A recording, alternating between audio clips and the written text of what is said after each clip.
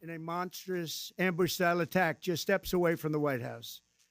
They'd been deputized as part of the most successful public safety and national security mission in the history of our nation's capital, the D.C. Safe and Beautiful Task Force, which has achieved an unprecedented reduction in violent crime and crimes of all type.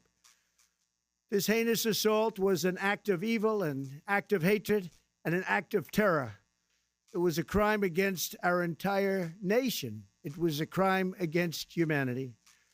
The hearts of all Americans tonight are with those two members of the West Virginia National Guard and their families. The love of our entire country is pouring out for them, and we are lifting them up in our prayers. As we are filled with anguish and grief for those who were shot, we're also filled with righteous anger and ferocious resolve.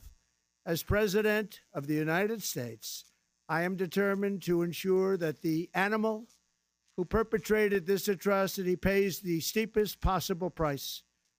I can report tonight that based on the best available information, the Department of Homeland Security is confident that the suspect in custody is a foreigner who entered our country from Afghanistan, a hellhole on earth.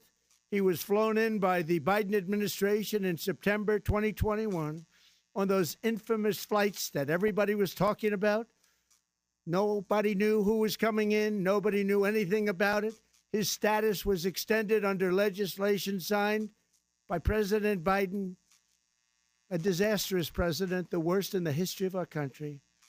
This attack underscores the single greatest national security threat facing our nation.